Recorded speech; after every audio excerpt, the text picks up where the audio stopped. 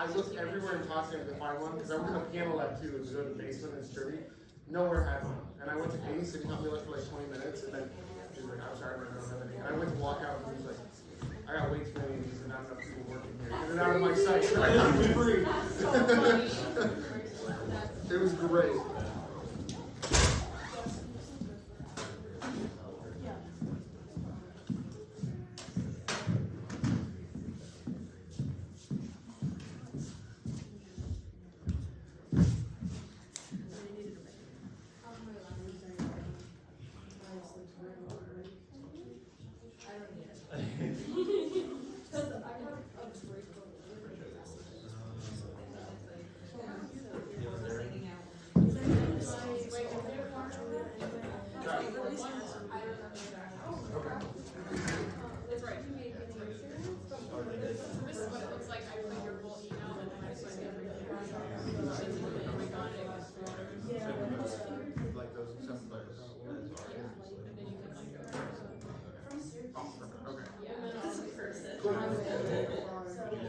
Thank you.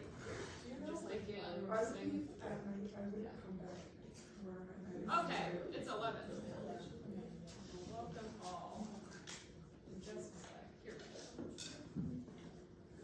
Get that pulled up. Someday, please. Okay, nice. All right, we have a guest today, Brandon Phelps. He's going to talk about his Presidential Scholars Project and about how to build mallets and timpani tuning. Yeah. Yes, about balance action timpani. And just a couple of announcements for the class. I graded all of your snare drum playing test reflections and playing, so you should have received that email. If you want to talk about it or go over anything, please schedule a time with me or show up to my office hours. And the keyboard playing test is on March 19th. So it's going to be exactly the same as the snare test, except keyboard.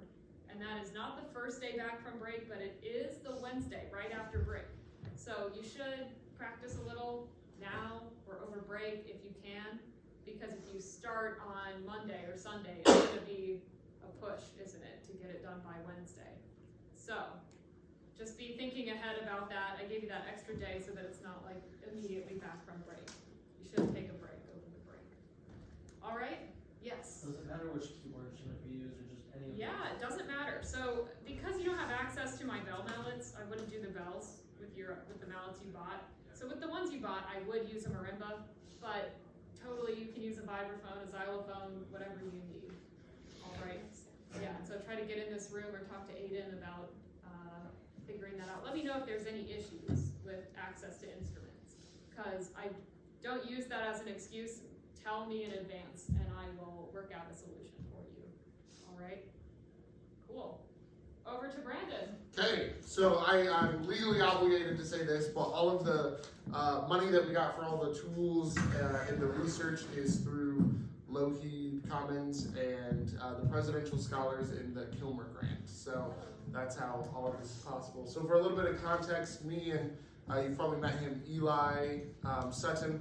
We got about $2,000 research scholarship on developing marimba mallets and all the other different types of percussion mallets to help make affordable mallets for high schools. As you guys have all seen, we bought a pair of mallets this year. A good standard set of mallets is like 40 to 50 bucks. And we can make a pair of mallets for about $5 when you know how to do it and you know what supplies to get. So that's the goal of that. And then I also got, this one I'm doing by myself, but I got another research scholarship through the Kilmer Grant, which is $600 and it's a semester, and I'm doing it on instrument repair and drum restoration, which you can kind of see here.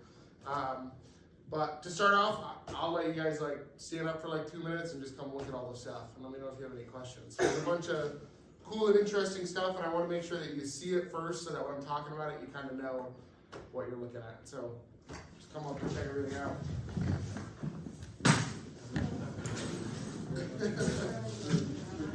Okay, if I take some pictures. Yeah.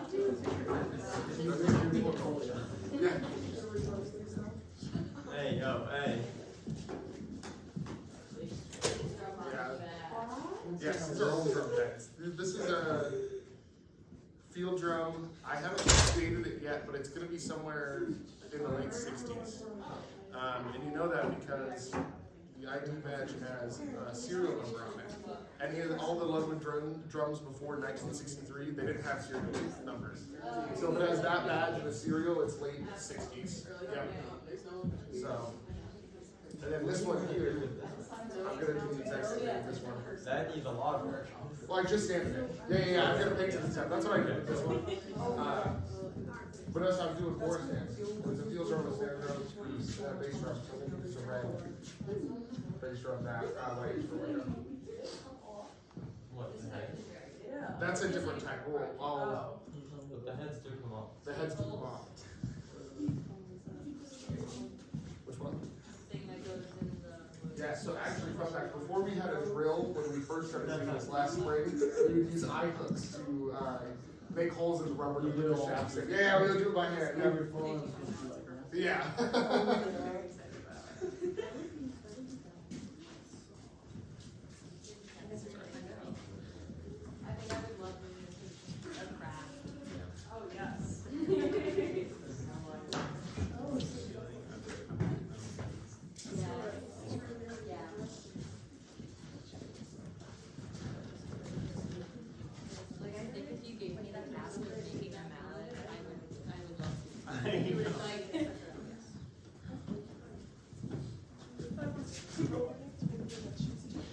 So did anybody see anything that they were like, what the heck is that used for? And you want to know? The saw. The saw for cutting the dowels. And then we have, actually, this is a wood burner, and we use it to label all the dowels. So you can etch the numbers and letters in it to ID them. And then this is a heat gun that we have, and there's some grip that you can put on here. All this is like electrical tubing. And it's like shrink rubber. So you put it on, and then when you heat it up, it'll shrink down to the size of the mallet, and you have a nice grip on it. Normally people will use tennis tape. That works well, like tennis grip of what you'll put on a tennis racket. That's what I do with all my personal mallets. This is just a little bit cheaper compared to that. Yeah, so you saw all the tools. I wanted to show you this. So a part of the research projects is we're going to do workshops with some high schools, kind of like what we're doing today, but they're going to actually build some mallets because it'll be a little bit longer. And the other part of it is we're making this book, and it is in the beginning stages right now. But if you look here, this is our table of contents. So we have the first part is all the basics of building mallets. We're going to have a mallet cookbook with, if you need a soft Marumba mallet, go to this page and we're going to tell you exactly what to use and how to make it. And then later on we have drum restoration, and I've put a little bit into there, and then we're gonna add some more parts with timpani tuning and that sort of stuff afterwards. So first we're gonna start off with making mallets. So I just wanted to talk to you a little bit about like the different materials that you can use and how they affect the sound. So I put together this table from a couple of different articles that I read, and it's all the different materials that you can use. So you have the shaft. The shaft of the mallet would be the part that you hold, the stick that holds it on. And you have two different options with that generally. You can do birch or rattan. Rattan is more flexible, and you generally use it on vibes. It's more common on vibes. You can use it on marimba, but I've seen it most common. I feel like you two can agree too. You normally use rattan for vibes. And then you have the different type of core. So you have solid rubber cores, and then sometimes you have cores that are a plastic ball if you want a really hard mallet, or if you want something in the middle, you'll have a plastic ball and then you'll put some rubber insulation around it, and that is what this is up here. So it's adhesive on one side.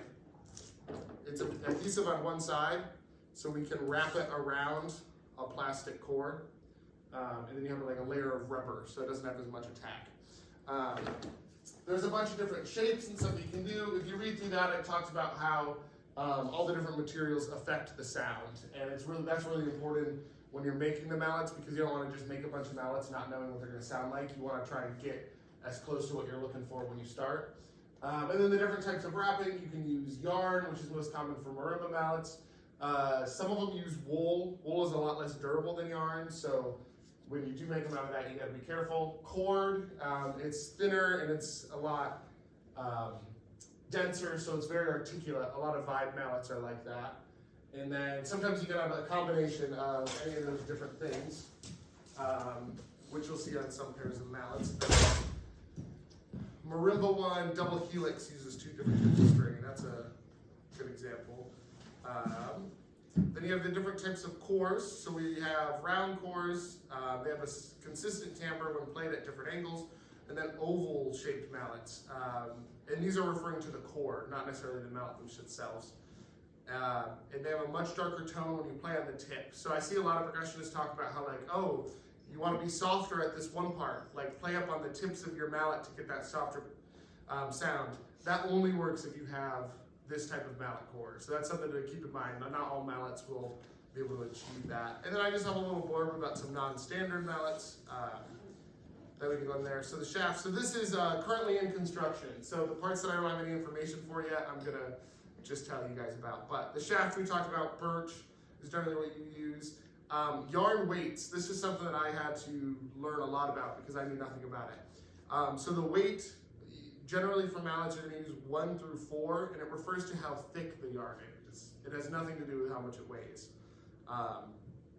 And generally around 3 is where you're going to have your marimba mallets, 4 is going to be soft marimba mallets, 2 is going to be soft vibe mallets or hard marimba mallets, and then 1 is going to be just for vibe mallets.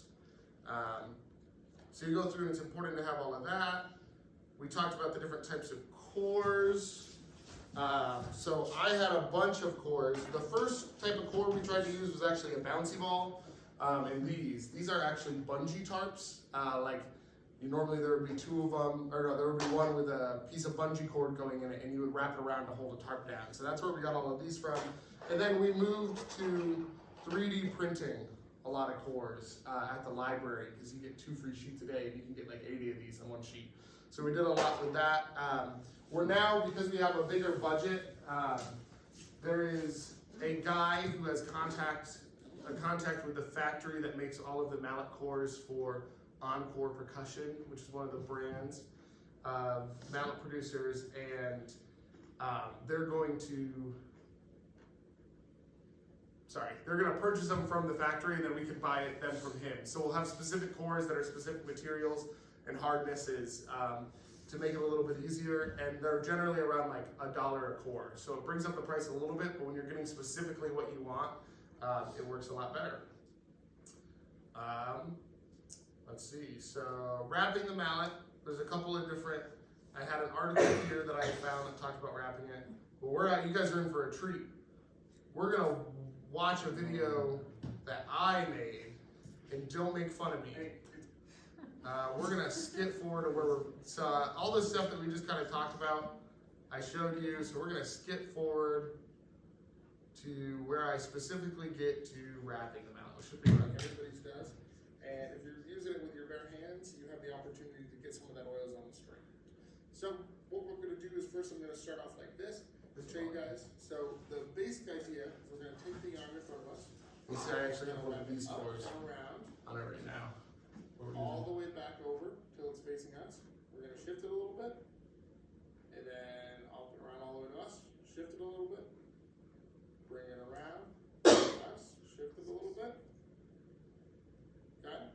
So now we're gonna come over to the other side of the camera here, so you guys can kind of get my POV of what is happening. So this is what we're looking at here. So I have the yarn, and it's in front of me.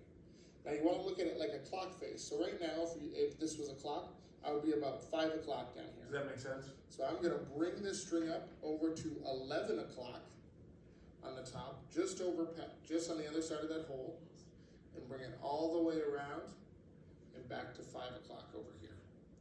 Then I'm going to take this mallet, shift it over a little bit, starting at 5 o'clock, up around to where 11 o'clock would be, and then back to 5 o'clock.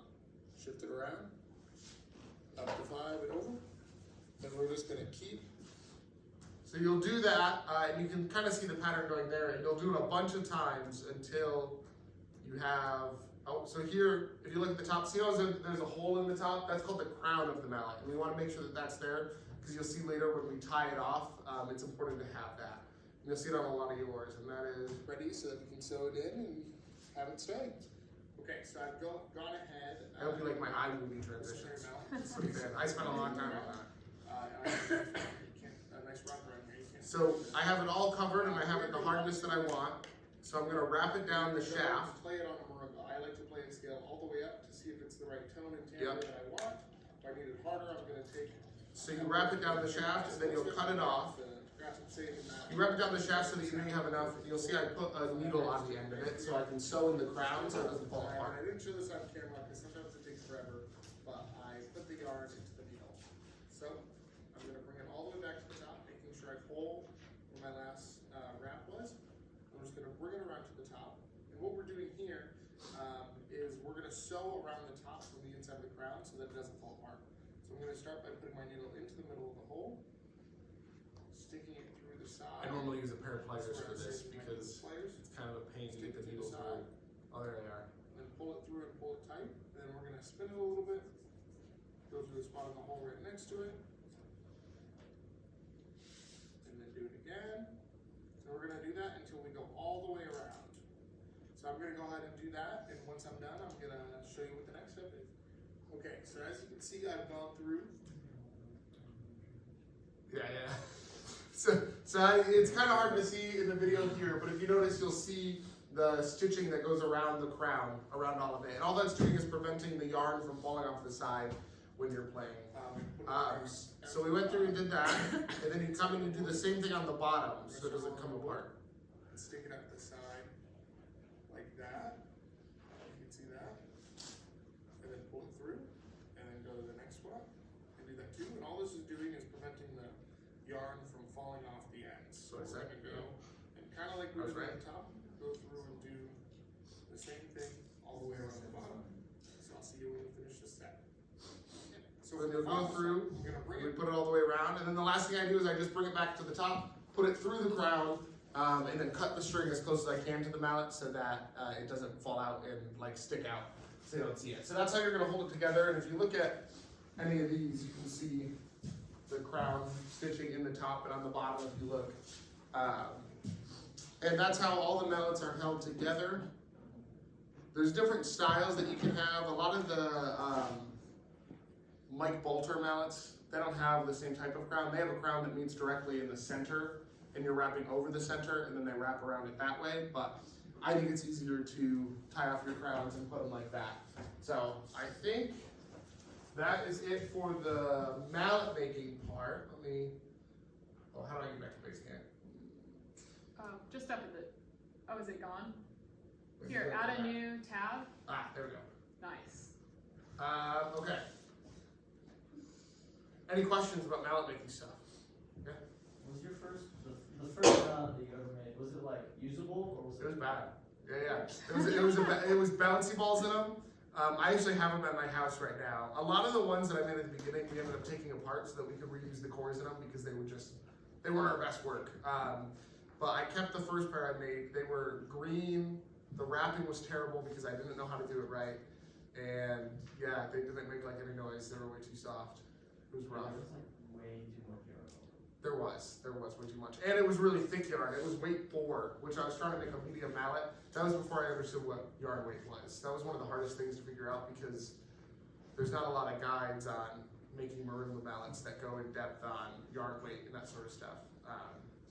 It's a lot of old people that know what they're doing, you know what I mean? So, anything else? If anybody ever wants to try and make a mallet, I have plenty of stuff and sticks and shafts to use for them. All of the dowels will be pre-cut. I think I have a pile of them in the sliding doors here.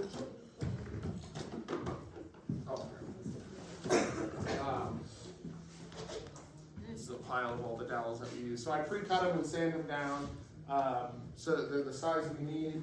And then also we have started building bass drum or gong mallets. And this actually gave them an idea because in studio at the beginning of last semester, somebody was like, I need to do a roll on the gong and I only have one hand because I'm doing something else. And Eli started raising his hand and was like, you could just make a Darth Maul gong mallet, a double-sided one. And he said it as a joke, and then we went to Walmart that afternoon and made it. So it was a Darth Maul gong mallet, and it actually works really well. So if anybody wants to try it, you can. I can show you it. Brandon, what's the core made out of? Oh yes, the cores for gong mallets are hockey pucks. So these are some lightweight hockey pucks that we use.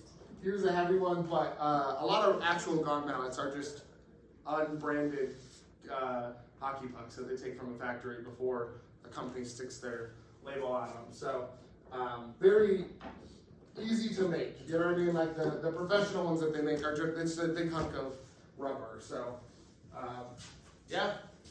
Any other questions about mallet making stuff? No? If anybody ever wants to make some, I have plenty of supplies.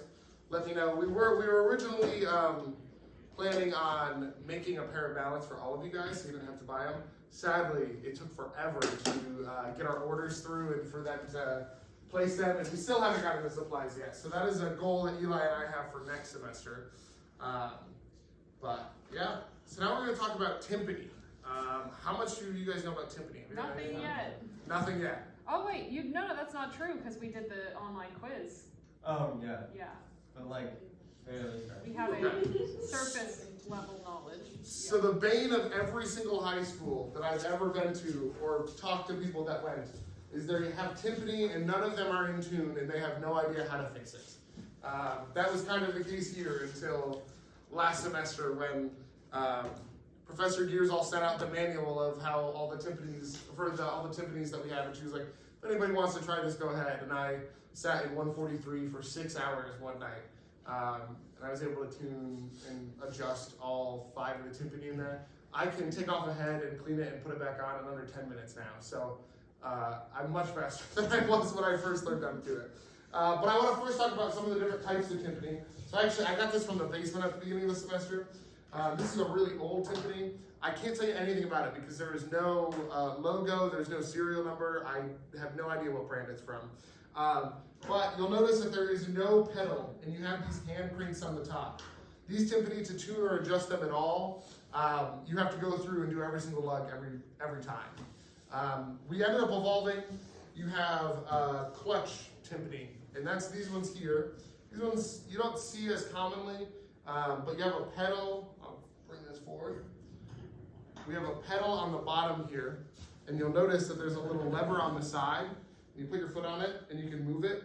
Then you can move it down, and there's a little piece of metal that gets caught in these teeth, so you can set it to the pitch that you want. And you can do there, and then you have a fine adjustment. So if I, you can hear the pitch bend a little bit with that. Those are common, and they're a little bit easier to maintain because you just need to get the head in tune and you don't have to adjust much with the pedal because it has a locking mechanism. What you see in a lot of high schools and what we use for all of our ensembles here are called balanced action timpani. And that means they're easier to use, but they are way harder to understand how they work. So you'll notice that this just has a pedal and the pedal stands in place by itself. There's no mechanism on the outside that's locking it in. And what's actually happening, I'm about to draw a really bad diagram for you guys. But you have a little triangle inside the timpani where the foot pedal is. And you have 3 contact points. This is the point that goes up and adjusts the head. You don't see this under these. This point adjusts the head. This one goes to the pedal. So when you move it, it shifts this so that it will pull down or give more space for the head to move up and down. And then on this third point, you have a spring. And it's called balanced action because you adjust the tension of the spring to make it so that when you push on the pedal, there's enough opposite force coming from this side of the triangle that it prevents it from moving unless you're moving it with your foot. Which makes it a lot more complicated to figure out how it works. So we're going to talk a little bit about tuning, and I'm going to show you what all of the pedal adjustments do. So the first step for tuning, I will tell you this, if you ever have to replace heads, it's a lot of the same process, but if you have to take a head off, put the pedal all the way down and stick a block of wood in there. Because when you loosen this head, all of a sudden all of the tension is going to release and this pedal is going to go flying forward and it'll smack at it, and it can actually break the pedal on some of them depending on what material it's made out of. It'll move so fast that it cracks in half. But so there's a couple of things that we want to start off with. This one was tuned like 2 weeks ago for the concert, so it shouldn't be too bad, but if the head's already on there and you're just doing a tuning to get it in tune, the first thing you're going to do is check all of the lugs. So you'll put your finger in the middle of the timpani.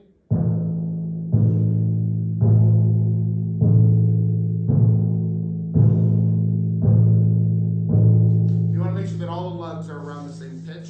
And you want your pedal all the way down when you do this. And then when you think they're all about the same pitch, you will go and do the ones across from each other.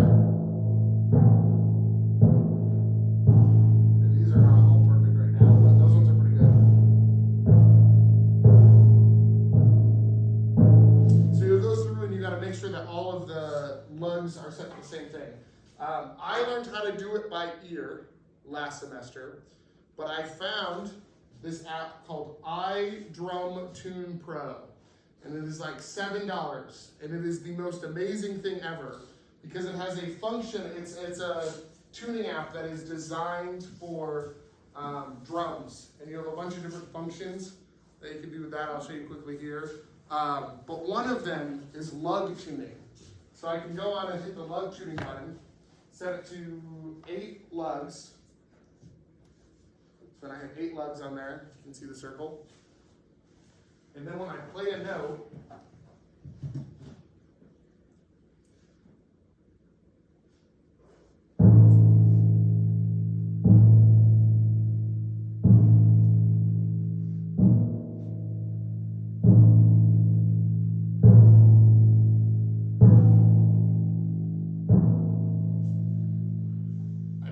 and when I go through and do all the lugs, it tells me how far they're off to the nearest half a hertz.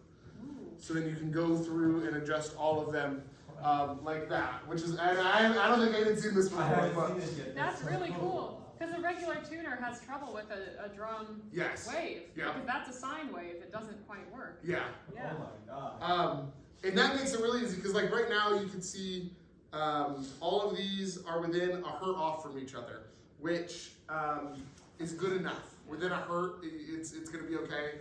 Normally, I believe the range is, and what the app suggests is you don't want it more than 1.5 hertz away. And can anybody guess what happens when you have 2 lugs across from each other that are a different pitch? Like if they're tuned differently? Does anybody have any guesses of what happens to the fundamental pitch, which is when you're playing the actual timpani? Anybody have any guesses of what happens with that? Anything? So, how the timpani works is the air travels down and it bounces off the bottom of the rounded timpani, and then it comes back up on the other side. So if your lugs are off, those ones are pretty close. So you hear how it's keeping that pitch, right? You see, you get the fundamental pitch, and it's doing a relatively good job staying at that pitch. If I go and turn this down, and turn this one down, see how it immediately warps out of pitch? You lose that fundamental and you're kind of wah, wah, wah, wah in the background there. So that is what happens when your lugs are not in tune with each other, is that I just did that by feel. So let's see. It's not perfect because I didn't use it with I haven't checked them, but see how that's staying a little bit more in pitch than it was when I turned them down? So that's why you need to make sure that the lugs across from each other are in tune. If I was doing just a class on like mallets, we would make some mallets. Or if I was doing one just on timpani, I would and I had more than one key. I would let you guys come and try it out. But if you ever want to learn, I can send you some of the manuals. Honestly, just look up the serial number of your timpani and look up the manual for it, and it'll tell you all of the stuff that you have to do. So you can do that. And then one thing, so when you're tightening a lug, you can just go clockwise and bring it up. When you are loosening a lug, you need to go, I think it's similar on guitar and some stringed instruments, but when you want to bring the pitch down on a lug, you go twice as far as you want and then halfway back up. Because when you're bringing it down, sometimes the head will catch and it won't actually move until you hit it really hard. And then the other thing is when you finally get the fundamental pitch, which is your lowest pitch, so you've done all the lugs, and then you bring all of the lugs, you move them equally around to get it to the pitch you want. On this one would be A. Once you get it in tune, you have to go, if you've ever heard me tuning before concerts, you hear a lot of this. You bring the pitch up. You bring the pitch up because you're stretching the head out, so you're making sure that it's sitting where it's supposed to. And every time I tune, the first time I get the fundamental pitch, I go like that and I move it, and it goes down like 30 hertz because the head is setting into place. So you just want to move that so it goes. And now that the timpani is in tune, the issue that most high schools have is the pedals, either when you have them all the way down to the floor, it'll pop up on its own a little bit, or when you have it all the way to the top, it'll pop down on its own and it won't stay where it is. That's when your spring tension is not right. Do not change any of these lugs if the drum's not in tune, because if you change the ones I'm about to show you down on the pedals, if you change those when the timpani's not in tune and then you tune it, it's going to be adjusted to an out of tune timpani, and then it's going to be wrong anyways. So this timpani is close enough. So there's two different mechanisms on the timpani. There is one that makes it so it makes it easier or harder to move the pedal at all, whether you're going up or down, and that would be this lug, and you're going to touch this one last. Now, say you put the pedal down and it won't stay down and it pops up, or you put it all the way up and it pops down, or it's really, really hard to push forward, but then it pops down super easily. That's what this lug hidden under this does. So if you turn it clockwise, it makes it so you need more force to push it down and therefore less to push it up. And then if you turn it counterclockwise, it does the opposite. So get a manual. If you ever have to do this in your school, get a manual and it'll tell you all of that stuff and which ways. You can also call the companies. Yes. And they will talk you through it. Yes. But yeah, so that allows you to change that. And then if you get it so it's even both ways, and it's just really, really hard, that's when you can adjust this lug in the back there to fix that.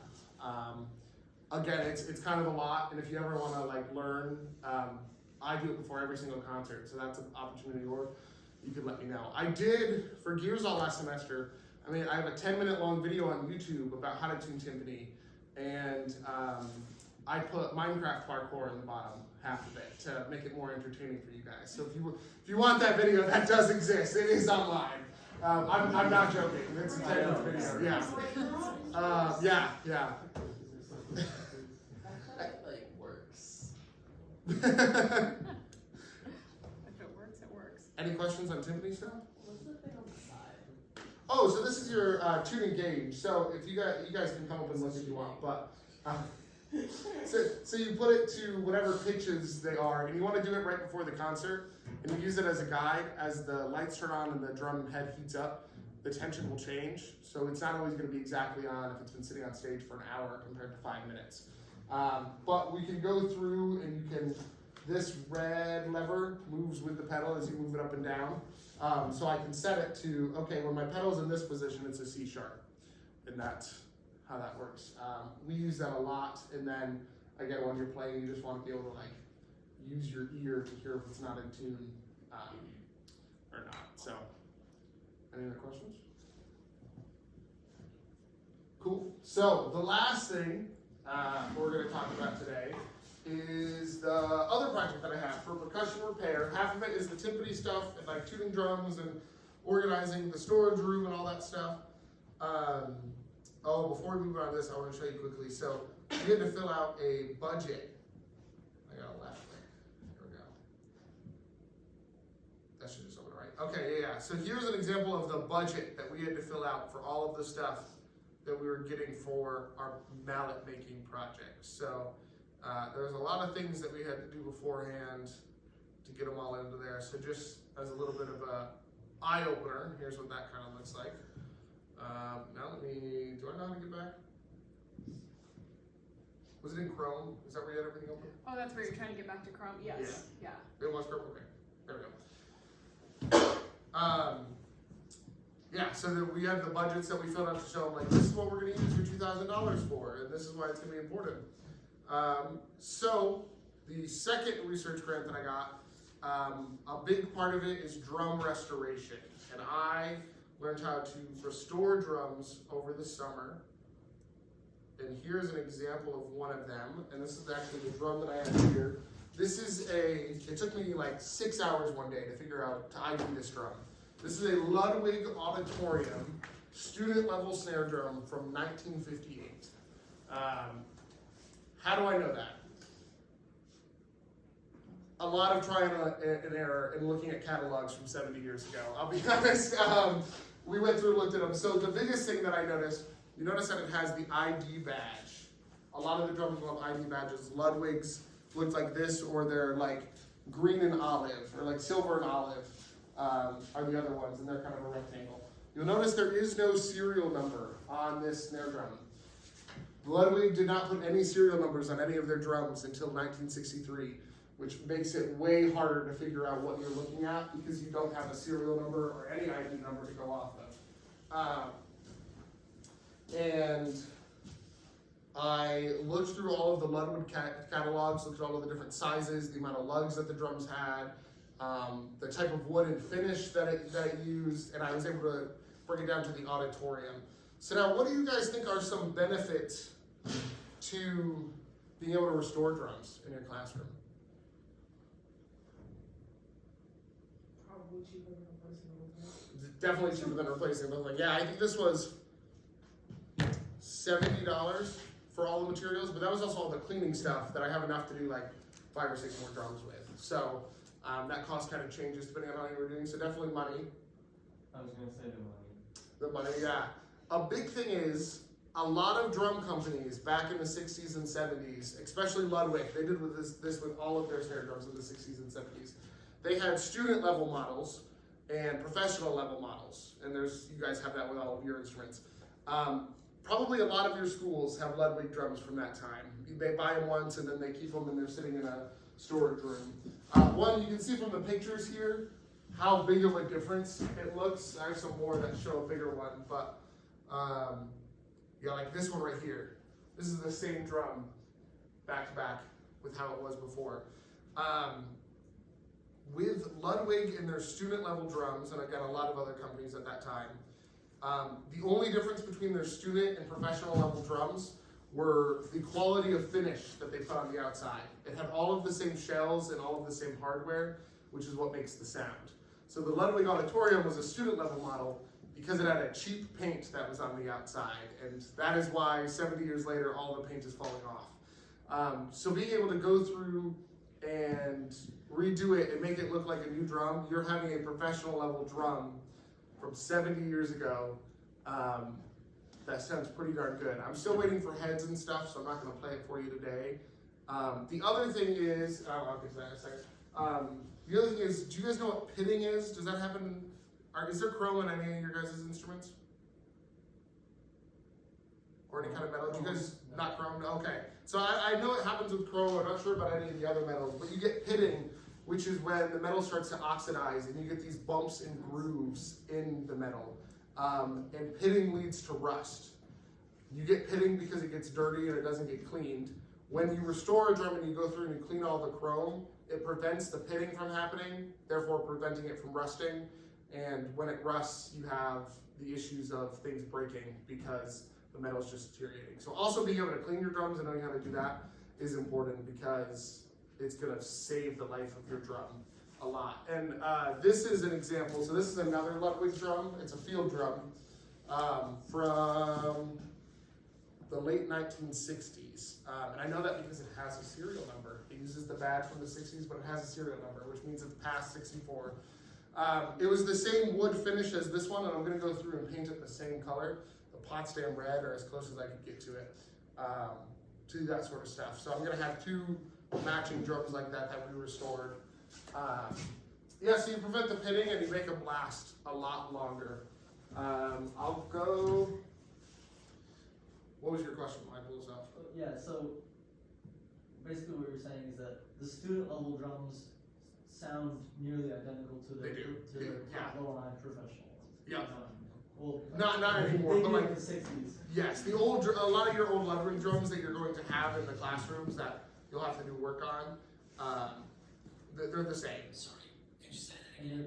And there's probably like a lot of schools with drums that need just a little bit of repair to be like almost brand new. Yeah, well, so these wooden shelled ones take a lot of work because you got to sand them down and repaint them and do all of that. But if you have a drum that's all metal, you'll see the process here that I did with the chrome.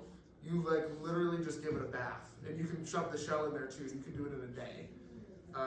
So if I go down to here, this is also another section that's in the works, but drum restoration. So I talked a little bit about it here. Here's some of my pictures from that, and I got to put the word vintage next to it because because of the date, it's like just barely a vintage drum, which is exciting to say that I got to fix a vintage drum. And I talked about some of the things that, like, when you're picking a drum to fix, what you're going to want to look at, things that are easy to finish, things that aren't worth fixing. Like, for example, this strainer was completely, like, rusted out and bad. I was able to do the best I could. It's the mechanisms in it are just rusted out, and something like this, you're just going to want to replace the entire mechanism because you can, for pretty cheap, get just a new mechanism to unscrew and put into the drum, cheaper than buying an entire new drum. Yeah, so disassembling the drum, I don't have any pictures or anything for this yet, but you're gonna take everything apart, keep it organized, stuff like that, you know, take the heads off. There's no pedal that's gonna smack, so you can just loosen the lugs. And like when you're putting on a car tire, you don't just wanna go like straight around the circle, you wanna go across so that you're not having, like, if you take off these 4 lugs and those 4 are left, you're gonna have a bunch of weight pushing down on this side and not on this side, and it can cause some issues. So you'll take off all the lugs, take off all the hardware, unscrew the tension rods and take the lugs off. Then we get to restoring the chrome. So you're gonna take some Dawn Ultra dish soap. You're gonna put it in a big tote with water. You're gonna put all of the parts in there and you let it sit for a day. And that, you would not believe how much of a difference that makes. All of the grime comes right off. Chrome cleaner. Go to the hardware store, get the chrome cleaner that's meant for cars and car tires.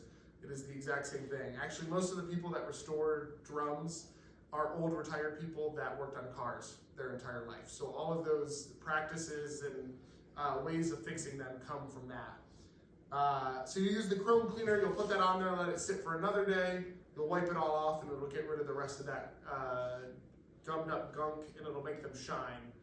And then for any tough spots that you have left, you can use steel wool. If you use the super fine grade, it's like numbers 0.00001. I believe it's called super fine is what it's actually called. So you'll take that and just with some of the chrome cleaner, I believe is what we put on there. You'll put some more of the chrome cleaner on that and you can scrub off the parts. The other option is you can use aluminum foil and WD-40. Weirdly enough, if you have any hard spots that aren't coming off, some aluminum foil will do that. There's 2 different ways to do this, and in the drum restoring community, you're going to hear really bad things about both of them, because if somebody likes to use steel wool, they think using aluminum foil is the worst thing ever for the drum, and if you use aluminum foil, you think that steel wool is the worst thing ever for the drum. So you're going to hear bad things about both of them. You just have to decide like which one is going to be easier for you. At the end of the day, the drum's gonna look better than it did before, and that's the important part. You know, they both do the same thing. And then I'll just take a drum mold with a polishing attachment at the end and put it on. If you have a wrapped shell, you can remove the wrap, get new stuff, use a heat gun to put it on. You can find plenty of videos of that online. Wooden shells, I would sand down the shell, prep it for paint, so I put primer and stuff on it. Paint it, clear coat, use paint with enamel because that will make it stick. And then one interesting thing, when you have a wooden shell, something like this, you don't need to. This is, the other reason I know this is from the late 60s is because you see how the inside of this is white. There's a special kind of paint that Ludwig started putting on their drums that keeps the moisture in. So it's not as big of a deal, but you'll notice on the inside of this drum, it is not white, and you just have plain wood. This will get dried out, and then some of you play clarinet. What happens when your clarinet gets too dry? It cracks, and that's exactly what will happen to the drum. So what you do is, whenever you have to take the head off for something, and you have to get inside the drum, take some beeswax and put a bunch of it on the inside because it'll keep all of that moisture in and make it last longer. And then you'll reassemble the drum kind of the same way that you did before. And then you can use, there's some models of like drum shine where you just spray it on there afterwards and then you wipe it off. So there's a bunch of cool things you can do with that. Yeah, this is another thing that like takes a lot of time, so I can't go too in depth with any of the stuff, but you can find some videos and articles about it online if you want to learn more. Uh-oh. There we go. Yeah. Any questions? Oh, here's an example. So you can see, look at the chrome here compared to the chrome on this side. That's the same spot on the drum. And there is some pitting and some scratches, and you just can't get rid of that, but you can't see anything out of the chrome on this side, and you can pretty much see a reflection on this side. So that's how big of a difference that it can make with that. Any questions? We have a couple minutes left.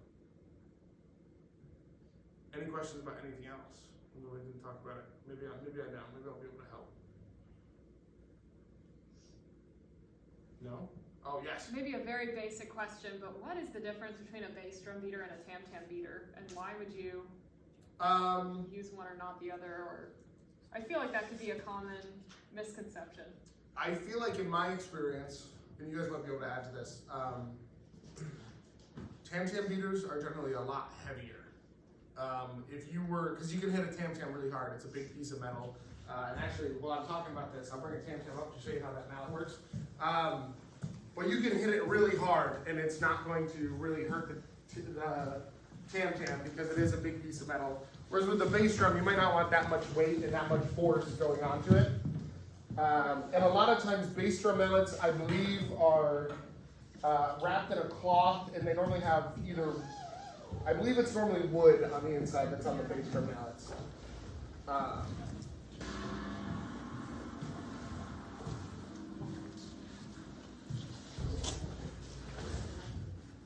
But yeah, so there is a big difference, and obviously you don't want to use xylophone mallets on a marimba because you're gonna hurt the bars. So here's a standard gong mallet that we have. You don't want to hurt the head on the bass drum with that. I'll show you this if anybody wants to try it. So this one's a little bit small for this one, but you need to do a roll with one hand. You can stand behind it.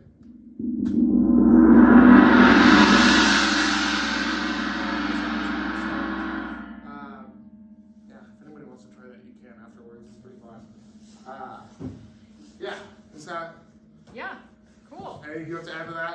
I was just gonna say, if you do hit a bass drum, and we'll go over this later in class, but I just wanted to show off this dent while it's still here. So never ever hit a bass drum with like a stick really hard, and you wouldn't use a tam-tam beater. So I just think if some of your students don't know that in your programs, they might say this mallet's about the same size, so why don't I use a tam-tam beater on the bass drum? And you might end up with like a big dent in the middle there, or like let me use my drumstick. So you want to really be sure that your students know what implements to use for each instrument and that they have those implements available so they don't start going to their own creativity with something like that. Yeah, really great job. Thank you so much for joining us today.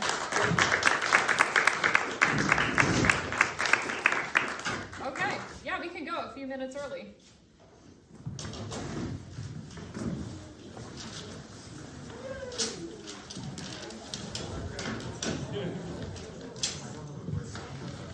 Still no idea how that happened. Yeah, I was asking around and we just don't know. Last time it was here. Oh, yeah. Right. So that was just really weird.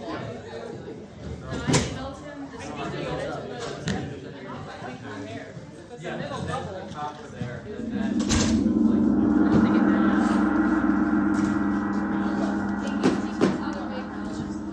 Yeah. Yeah. We want you so bad. We can find a time. I can. Okay. Well, Kelsey's vocal test tomorrow. Yes. We should send us a letter. We want to learn.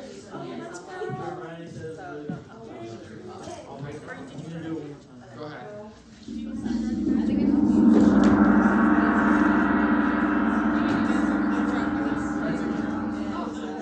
I feel like that's so Yeah. The balance section one goes in the back. Another tour. Yeah, I'll see you later. Excuse me.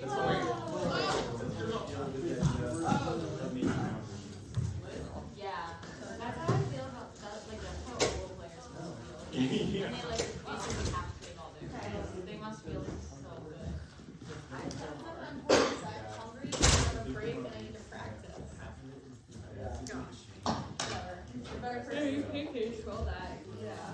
What if you get a shitty piece of cane?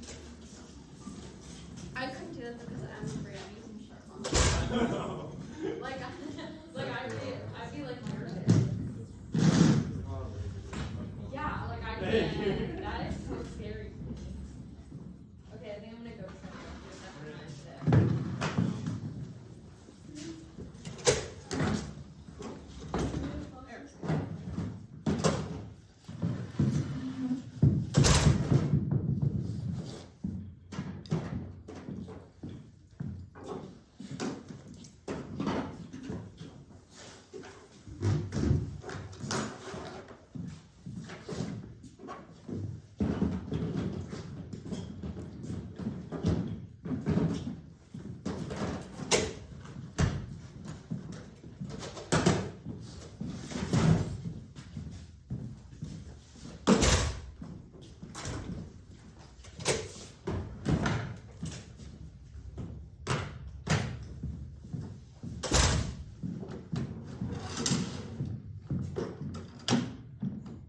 Do you need help taking care of this? Would you mind helping with this symphony and then I'll get this one?